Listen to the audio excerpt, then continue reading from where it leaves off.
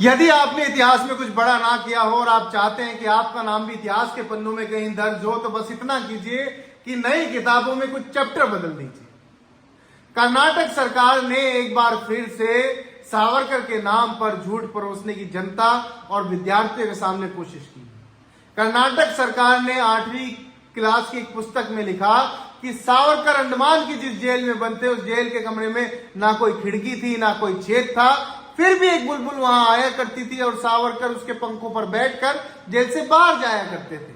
लेकिन यह बात सुनने के बाद मुझे कभी आश्चर्य नहीं हुआ, क्योंकि ऐसी मनोहर कहानियां, ऐसी दिलचस्प मनगढ़ंत कहानियां हम पहले ही बहुत सुनते आए हैं। इससे पहले मोदी जी अपने बचपन में मगरमच्छ को कांख में दबोचकर घर ले जाया करते थे, फिर मां के कहने पर उसको वापस तालाब में छोड़ा करते थे। तो मुझे ये जानकर कतई हैरानी नहीं हुई कि सावरकर बुलबुल के पंखों पर बैठकर जेल से बाहर जाते थे। यहां पर तो मुझे उल्टा ये पता चला है कि 2014 के बाद सारे चमत्कारी तो भाजपा में भरे पड़े हैं। भगवान तो बेकार में बदनाम है चमत्कारों के लिए। सारे चमत्कार भाजपा में होते हैं। कोई गोबर से परमाणु हमले से बच जाता है, कोई गोबर से कैंसर ठीक कराता है, कोई मगरमच्छ को कांख में दबोच घर ले आता है, कोई बुलबुल के पंखों पर उड़ जाता है।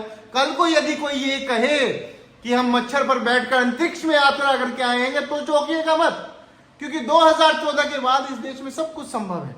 और जब से भारतीय जनता पार्टी इस देश में आई है, एक बार पहले भी भारतीय जनता पार्टी ने 2 साल पहले भी सावरकर के नाम पर एक झूठ परोसने की कोशिश की थी।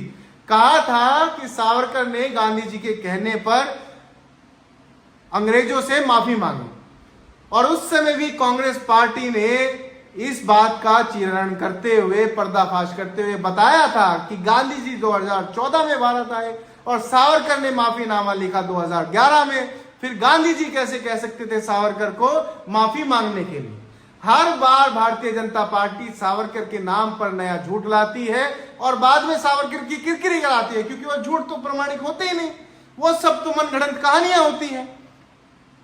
एक बार फिर से भारतीय जनता पार्टी ने जबरदस्ती सावरकर को स्वतंत्रता सेनानियों में फिट करने की कोशिश की है, जबकि असलियत यह है कि उन्होंने अंग्रेजों के जुल्म से बचने के लिए निरंतर माफियां लिखी ताकि वो उस जुल्म से बच सकें, उनको प्रताड़नाएं ना सहनी पड़ सके।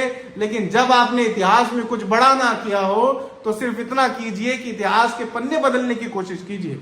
इतिहास नहीं बदलेगा, बस आप इतने सक्षम हो जाएंगे कि अपने मन को मूर्ख बनाने की कोशिश करने लगेंगे और आपको यह एहसास हो जाएगा कि हाँ, हमने इतिहास में कुछ बहुत बड़ा किया, और वही आज करने की कोशिश की जा रही है।